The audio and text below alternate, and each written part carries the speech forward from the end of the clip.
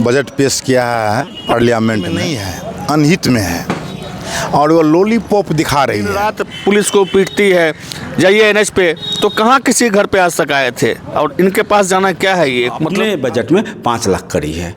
ये भी एक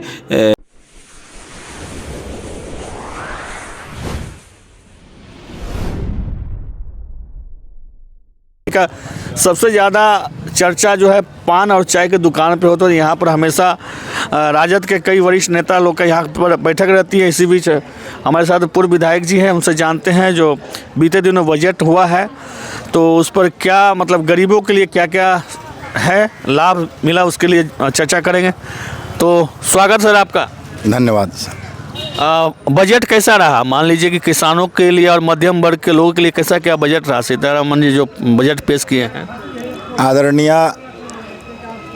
देश के जो हमारे मंत्री हैं सीतारमन, उन्होंने वित्त मंत्री, उन्होंने जो बजट पेश किया है पार्लियामेंट में, वह ख़ास तौर पर मध्यम वर्गीय किसान कमज़ोर वर्ग के लिए हित में नहीं है, अनहित में है और वो लॉलीपॉप दिखा रही है। हमको चाहिए बिहार को पैकेज।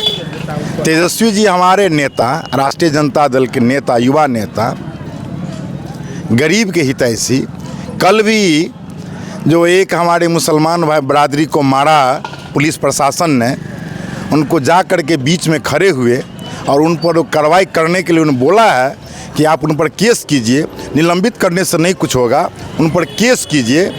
वह हुआ किसान का सपोर्टर, किसान के बीच में रहने वाले, मध्यम वर्ग के बीच में रहने वाले, उनके सुख दुख को बांटने वाले हमारे तेजस्वी यादव ने आए और उनके बीच में आकर के सुख और उनके दुख को बांटने का काम किया। तो खास करके यह जो वित्त मंत्री जो हमारे बजट पेश किए हैं, निश्चित रूप से मध्यम वर्गीय विरोधी है। उससे कुछ मिलने वाला नहीं है मध्यम वर्ग को, न दलित पिछड़े पंक्ति के समाज के अंतिम पंक्ति के व्यक्ति को मिलने वाला है।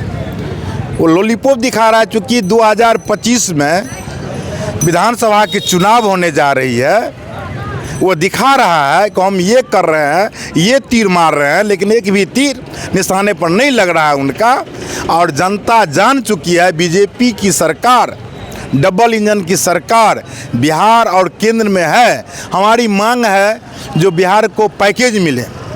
ये पैकेज तो नहीं दे रहा है, लॉलीपॉप दिखा रहा है, जबकि बिहार हर आर्थिक दृष्टिकोण से, हर एक दृष्टिकोण से पिछड़ा हुआ है। उनको पैकेज चाहिए, उनको पैकेज देना ज़रूरी है, न कि लॉलीपॉप दिखाना चाहिए। ये खास करके एकदम मध्यम वर्ग जो है, गरीब विरोधी जो बजट पेश किया गया है।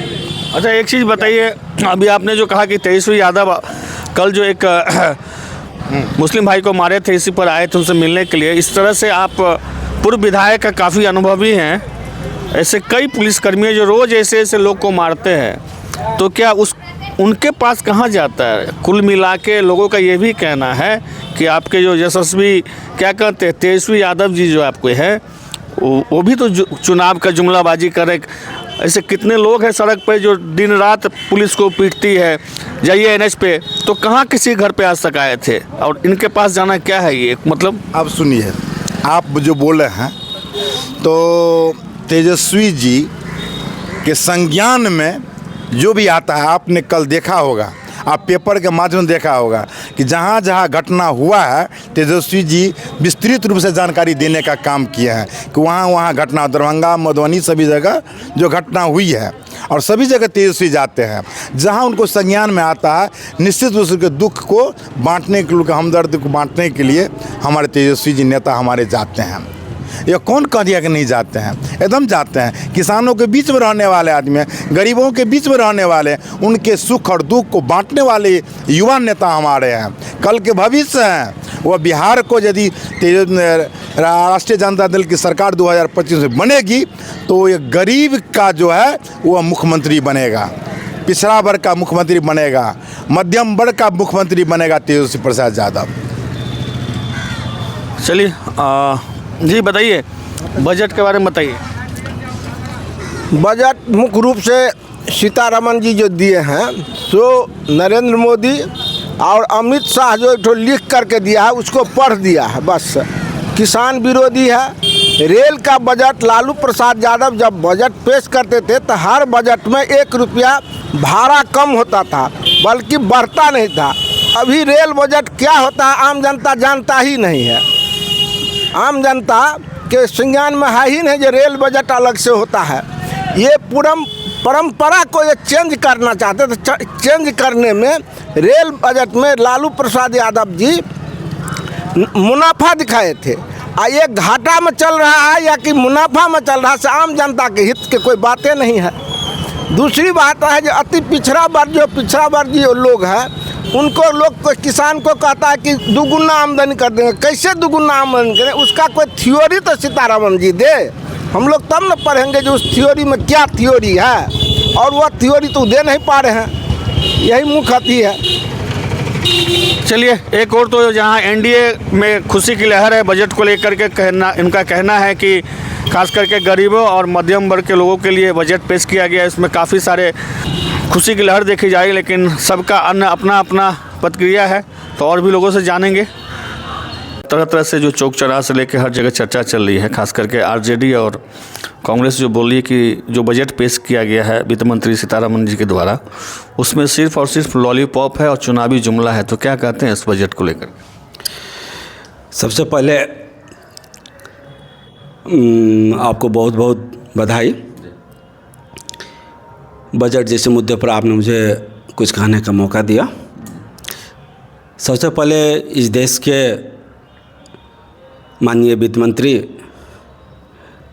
आदरणीय श्री निर्मला सीतारमण जी को मैं धन्यवाद देना चाहूँगा कि उन्होंने जिस तरह सदन में मिथिला का मान और सम्मान को बढ़ाया, जिस साड़ी पहन के पूरे देश में इस बात की चर्चा हुई मिथिला पेंटिंग की, इसलिए उनको सबसे पहले हम अपने तरफ से और पार्षद प्रतिनिधि के रूप में भी उनको बहुत बहुत बधाई देना चाहते हैं।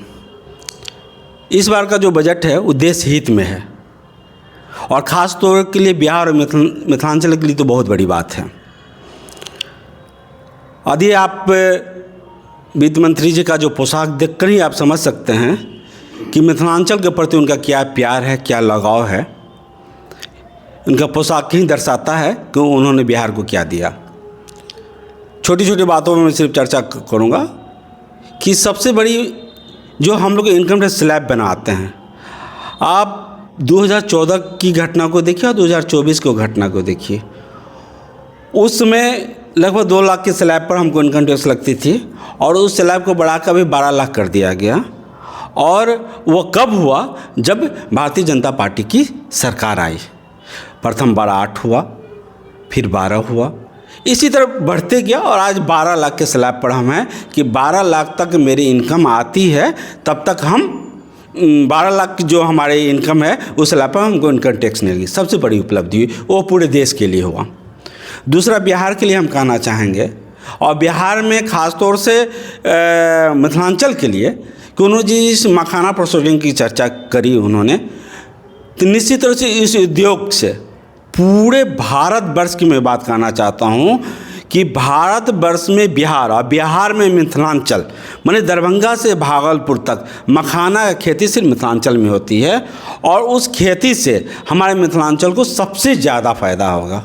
तो एक फ़ायदे की बात है। उसके अलावा मिथिला पेंटिंग को भी बढ़ाया। और उससे पहले जो सरकार की नीति है कि हम अपने देश को, अपने देश के खजानों को से कैसे उपयोग करें, उसके एक एक मुद्दे पर उन्होंने सदन में चर्चा करी। इसलिए ये जो बजट है वो देश हित में है और आम जन कल्याणकारी बजट है। दुलारी देवी एक साधारण महिला नहीं है, वह भारत सरकार से पद्मश्री से सम्मानित है और ये मिथिलांचल के लिए गौरव की भी बात है। किसी भी पेंटिंग में पद्मश्री से सम्मानित होना अपने आप में गौरव स्थापित करता है और दुलारी देवी पद्मश्री से सम्मानित है और पद्मश्री से सम्मानित महिला वो हमारे वित्त मंत्री को सम्मानित करती है, तो निश्चित तौर से छाती तो 56 इंच का होता ही है और यदि प्रधानमंत्री जी ने इस तरह की यदि चर्चा करी तो निश्चित तौर से उनके साथ साथ उनके चाहने वाले का भी सीना 56 इंच का बताना चाहेंगे। इस बजट में इस बार किसानों के लिए भी जो एक KCC लिमिट था 3 लाख रुपये, इस बजट में इस KCC को माननीय मंत्री जी ने 5 लाख लिमिट किया है। यह भी एक किसानों के लिए खास बात है। यदि किसान उसका सही यदि फ़ायदा उठाना चाहता है कि हम KCC के माध्यम से कि हम अपनी खेती को आगे बढ़ाएं, तो बहुत कम ब्याज पर, जिसकी लिमिटेशन 3 लाख थी, उन्होंने सरकार इस बार अपने बजट में 5 लाख करी है। ये भी एक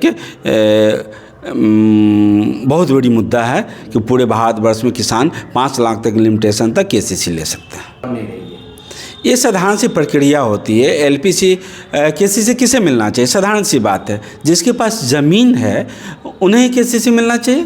कृषि कार्य के लिए ये कर्ज है सरकार की तरफ से बहुत कम ब्याज पर, तो निश्चित आप तो मैनुअल सिस्टम ख़त्म हो गई है। आपको सबको ये जानकारी होनी चाहिए कि आप किसी भी कार्य के लिए ऑनलाइन प्रोसेस है, आप ऑनलाइन प्रोसेस कीजिए। ऑनलाइन प्रोसेस होने के बाद निश्चित तौर से KCC उपलब्ध होगी, उसमें कहीं कोई बाधा नहीं है। मैं संजय चौधरी जी वरिष्ठ नेता भाजपा के हैं। तो तमाम खबरों के लिए हमारे चैनल को लाइक, सब्सक्राइब और शेयर कर लीजिएगा। और भी न्यूज़ ऑन बिहार सच के आईना के साथ तमाम खबरों के लिए पुनः एक बार आपसे निवेदन करिए पूरा वीडियो को देखिएगा यूट्यूब पर जा करके। तब तक के लिए इतना ही। जय हिंद, जय भारत, धन्यवाद।